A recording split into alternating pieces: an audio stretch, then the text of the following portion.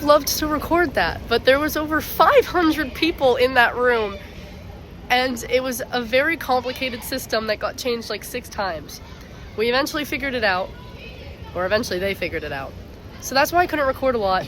I do have a few recordings of how many people there was there, and that was just the upstairs. There was 200 other models downstairs, and it was a lot. And I'll explain more later. So I'm in New York. Yay! And yeah, so let me do a little quick recap. So I had to do a world premiere play over the weekend, which was great. In the train car. It felt as if we were slowly suffocating. It means that it's never been done before. But it's a lot. And I got sick that week the whole time. In one of the performances, I had laryngitis. So you could just imagine how it was to get on a plane the day after it closes for New York Fashion Week. So I was a little bit tired yesterday. It's a new day. And yesterday I woke up at 3:30 in the morning. Bingo, you get to go to the airport tomorrow. Airport? I'm not going to the airport. Yeah, you are. Got on a plane around 5:30 in the morning. Took off at 6 and arrived at 8:30 in New York. At 12, I had my first casting, which was Art Hearts. Sorry, I'm getting the nod of approval in the background. And that's a huge casting. Like, actually huge. Like, I've never seen so many people packed in together. Like, I heard that that's, like, one of the biggest castings there is, though. And I can testify that that is definitely one of the biggest castings. And there was really no system of organization in the beginning, so it did move a little bit slow. And I did sit there for, I think, I got out at, like, 3, maybe. And it started at 12, so do the math, I don't know. Sat there for a while, but it was inside, and it was warm, and it was great. And I ended up giving away 2 of my comp cards. So here's the front, says my name on it. Here's the back, has all my stats and stuff. I'm signed with MMG in New York. And, yeah. Well, how it finally worked is that there's 200 people downstairs, so they had a system down there going, and then there was all these people upstairs, and then they told us to get into lines, get out of lines, get back into lines, go into rows, get out of rows. It was a whole thing, because they actually did not know when they were going to need the upstairs people, which I felt like made that connection later as to why that it was kind of disorganized upstairs.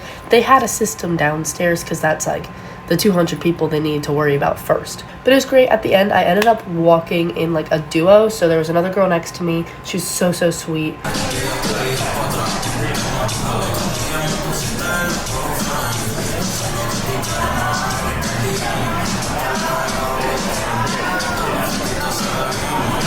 I wish I caught her name, because I would add her Instagram handle if I could find it, but I did not catch her name. But everyone there was really sweet. And I walked with her, and whenever I went with her, unfortunately, they just kind of like got her comp card and like just told her she could leave. But they were like asking me like who I was signed with, and then another like 2 people asked for my comp card. So I think I did pretty good. I haven't heard anything from my agent though, so I don't know if anything's actually gonna happen with that. But still was great practice. Then there was the second one. So the second one was for Evan. I think you pronounce it Hirsch. I'm so sorry. I've only seen it typed out, but that was good. We waited outside. They took like 10 people at a time, sent them upstairs. He was looking for very specific measurements, apparently. So we all did our walk down like a hallway. The girl looked at us, looked at her comp card, looked at our like measurements or whatever, and like looked if we had like what she wanted. And then they would send them in the back to do a fitting, meet the actual designer. And yeah, I did not meet the measurement requirements, I'm assuming, because the 2 girls that she did call to go to the back and do the fittings did not look like me. Which is okay, because I'm glad that designer knew what he wanted, because honestly, he created a very organized casting. The last casting, I think it was for Chuck Collins, right? Chuck Collins? Yeah.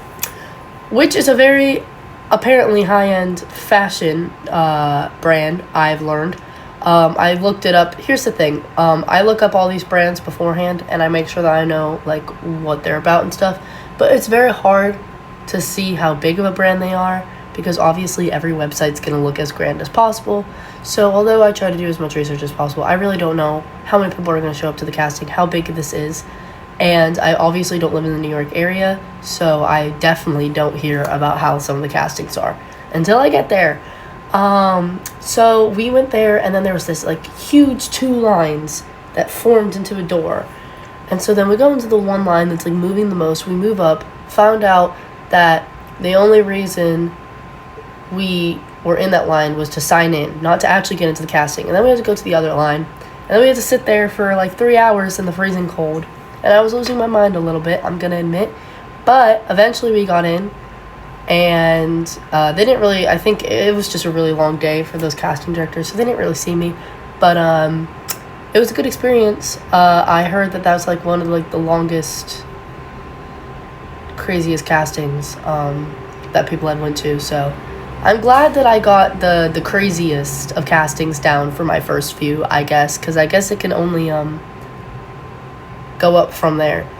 And I really don't know if anything's gonna come out of these. However, the experience is nice, and New York is nice. New York is cold though. So that happened. That's how the casting went. Let's go back a little bit to when I'm back in Florida. It's December, and I get told, hey, can you send a video of you doing your walk? And I say, yeah, okay. So I do my walk, send in a video for this job, and I'm not going to say the company because it wasn't their fault.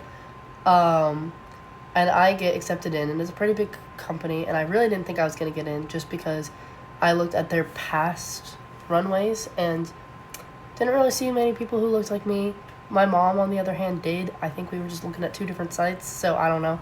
But I was really convinced I wasn't going to get in. And I was really happy, and the pay was really good. So I was like, great. I was a little nervous because it's kind of big for a first runway. But, got to get the hustle, right? And then, because I'm a minor, obviously new rules state that my mom has to be somewhere. And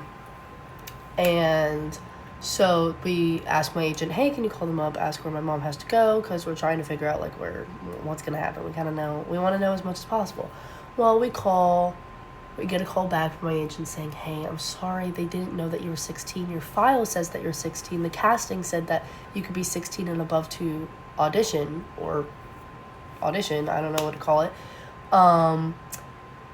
But they thought that you were older, and they have to find a new model. So I was a little traumatized from that.